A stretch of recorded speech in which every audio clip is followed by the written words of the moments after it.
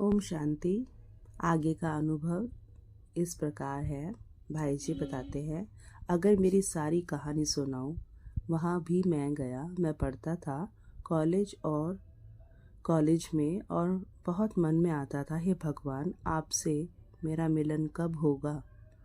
मेरे जीवन की यही इच्छा है। मैं तो भटक रहा हूँ इस दुनिया में, जैसे किसी को कोई कमरे में बंद कर दिया जाए।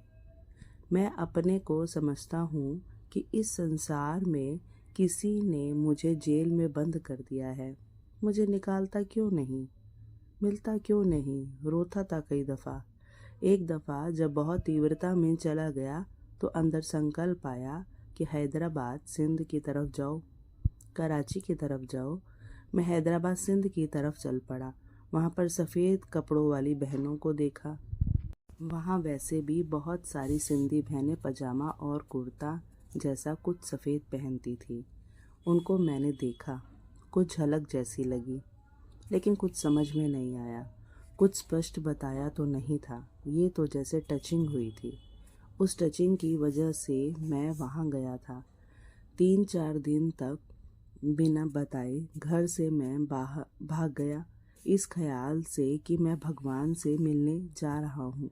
घर वाले मुझे ढूंढते रहे, वहाँ मुझे कुछ नहीं मिला।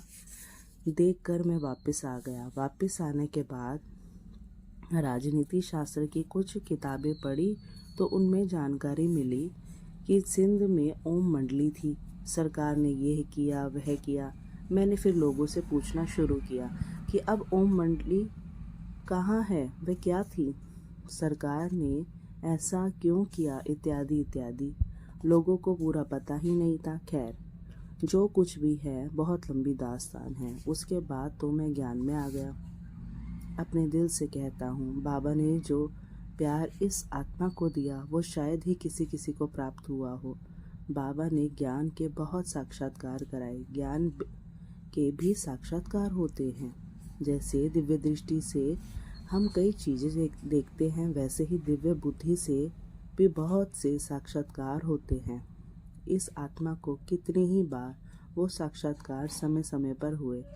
बाप दादा ने जो वरदान दिए और उनके हाथ से और उनका साथ जो हमने क्षण, घंटे, दिन, वर्ष गुजारे, वो अविस्मरणीय है। कई बार लगता है उनका वर्णन करें तो उनसे बाप की ही प्रत्यक्षता है। कई बार ऐसा भी लगता है कि उनमें व्यक्तिगत बातें भी हैं।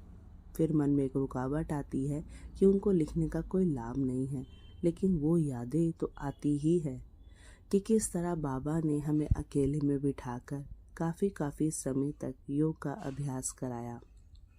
साहित्य की वजह से उनसे ज्ञान के विषय में जब चर्चा होती थी तो ज्ञान की गहराई में जाने का भी मौका मिलता था। जब कोई बात लिखकर उनके सामने ले जाते थे, कई शब्दों पर किस प्रकार चर्चा होती थी। सर्विस के बारे में बाबा क्या इशारा देते थे, कौन सी बातें मुख्य रूप में उनके सामने रहती थी। जब हम खेलते थे तब कैसा बाबा का रूप रहता था। ये सब विभिन्न चरित्र हैं बाबा के। कुछ भाई लोगों ने एक प्रश्न पूछा, जो शरीर से पुरुष है उन्हें कैसे भगवान के साथ सजनी के संबंध का अनुभव हो सकता है। इस आत्मा को भगवान के साथ सर्व संबंध अनुभव करने का सौभाग्य मिला। माता के साथ, पिता के साथ, सखा के साथ, जो उसके साथ सर्व संबंध गाए गए हैं, उन सबका आध्यात्मिक रूप से अनुभव करने का मौका मिला। एक दफ़ा नहीं, कई दफ़ा। गीता पढ़ते हैं तो अंत में आता है, इस ज्ञान को पुनः पुनः स्मरण करके मेरा मन गदगद होता है। तो वो अनुभव भी जब पुनः पुनः हमारे सामने आते हैं तो मन गदगद होता है। मैंने भक्ति मार्ग के माध्यम से परमात्मा को खोजने के लिए जो मेरे से हो सकता था, मैंने वो प्रयास किया। मैं हर दिन प्रातः 2 बजे उठकर नहा धोकर भक्ति किया करता था। शायद ही किसी धर्म का कोई मुख्य शास्त्र हो जो मैंने ना पढ़ा हो। शायद ही किसी धर्म का कोई प्रमुख नेता हो जिसके साथ मैंने वार्तालाप न किया हो। किसी भी प्रकार की कोई भी साधना किसी ने भी बताई। हठ योग, तंत्र, मंत्र, यज्ञ, हवन, माला, जाप, तीर्थ यात्रा, वेद, पुराण, शास्त्र, चर्च, मस्जिद, कोई भी बात ऐसी नहीं जो हमने ना की हो।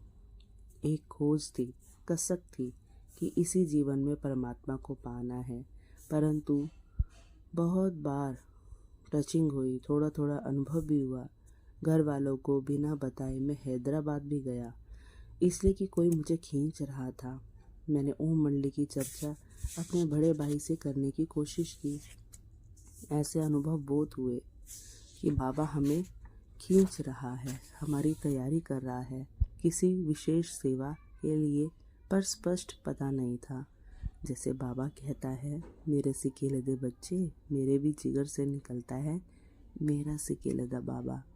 मैंने भी उसको बहुत सिक से पाया है।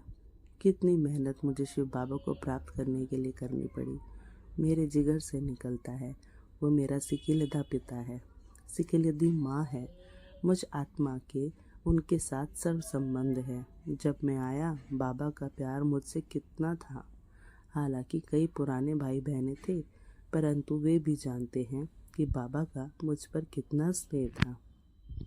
बाबा का जो विश्वास मुझ में था या जो हमारा बाबा में था, मैं समझता हूँ वे अभिन्न प्रकार का था। जब मैं इस ईश्वरीय विश्वविद्यालय में आया तो यहाँ कोई समर्पण की कोई परंपरा नहीं थी। सिंध में जो भाई बहनें समर्पित हुए थे, उस समय परिस्थितियाँ और थी। लोगों ने विरोध किया था, उन पर अत्याचार हुए थे, उन्हें ज्ञान सुनने की इजाज़त नहीं दी गई थी, उन पर बंधन डाले गए थे। इस वजह से कुछ भाई बहनें समर्पित किए गए थे और बाबा ने कन्याओं को शिक्षा देने के लिए हॉस्टल भी बनाया था। अच्छा, ओम शांति। आगे के अनुभव के लिए आप मेरे साथ जुड़े रहें। ओम शांति।